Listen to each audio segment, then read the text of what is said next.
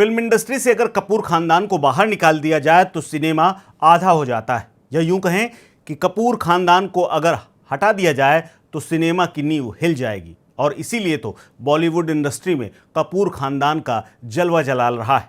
पृथ्वीराज कपूर से लेकर के राज कपूर, ऋषि कपूर और आज रणवीर कपूर तक इस खानदान ने इंडस्ट्री को एक से बढ़कर के एक दिग्गज हीरो दिए, डायरेक्टर दिए हैं और प्रोड्यूसर दिए हैं। लेकिन इसी चमकते हुए कपूर खानदान का एक ऐसा भी चिराग रहा है जो माया नगरी में आया तो हीरो बनने था, सपना हीरो बनने का था, पर उसकी किस्मत में भारतीय सिनेमा का सबसे मशहूर और खौफनाक विलेन बनना लिखा हुआ था। और इसीलिए तो उसने पूरी जिंदगी विलेन बनकर काट दी। हम बात कर रहे हैं नीली और खूबसूरत और एकदम से इंटेंस चेहरे वाले एक एक्टर का, जिसका नाम है कमल कपूर।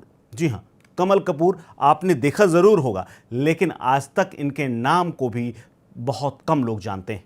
22 फरवरी 1920 को पैदा हुए पेशावर में जन्मे कमल कपूर रिश्ते में पृथ्वीराज कपूर के मौसेरे भाई थे, यानी वो राज कपूर के सगे चाचा लगते थे। पृथ्वीराज कपूर को देख करके ही उनके दिल में एक्टिंग का जुनून जागा और 1944 में जब पृथ्वीराज कपूर ने पृथ्वी थिएटर की शुरुआत की तो नाटक दीवार से कमल कपूर को पहला ब्रेक मिल गया।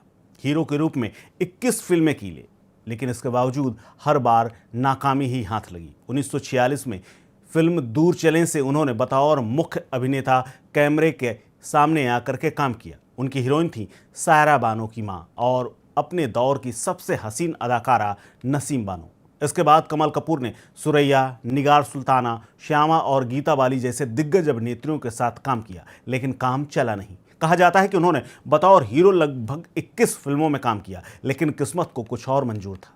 ज़्यादातर फिल्में फ्लॉप रहीं। हीरो के तौर पर उनका करियर ठहर ही नहीं पाया, क्योंकि उनकी भूरी भूरी और बिलरी सी आंखें उस वक्त भी किसी को पसंद नहीं आ रही थी।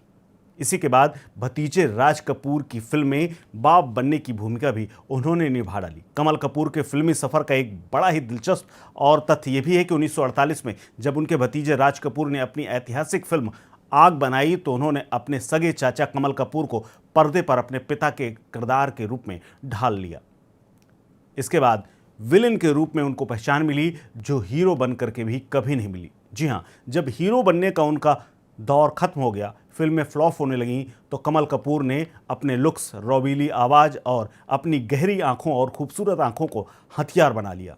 कमल कपूर पर्दे पर ऐसे विलेन बने जिनकी एक झलक ही दर्शकों के रोंगटे खड़ी कर देती थी, और वही उनका लंबे मुहरी वाला पैंट देख करके लोग समझ जाते थे कि अब तो फाइट सीन आने ही वाला है। अमिताभ बच्चन की कालजयी फिल्म थी डॉन, और डॉन में नारंग का किरदार उन्होंने निभा करके अमर कर दिया। और आज भी जब भी उनका कोई भी तस्वीर या उनका वीडियो सामने आता है तो नारंग याद आ जाता है। कमल कपूर भले ही हीरो बनकर के उतनी सफल ना हुए हों, लेकिन उनकी खलनायकी और शानदार अभिनय से वो भारतीय सिनेमा के इतिहास में एक ऐसा किरदार बन गए जिसे कभी भुलाया नहीं जा सकता है। कमल कपूर एक तरफ और पूरा कपूर खानदान एक तरफ। इस पूरे खबर को लेकर के आप क्या सोचते हैं? शेयर कीजिए अपनी राय, अपना ओपिनियन हमारे साथ। देखते रहिए स्टेट मिरर।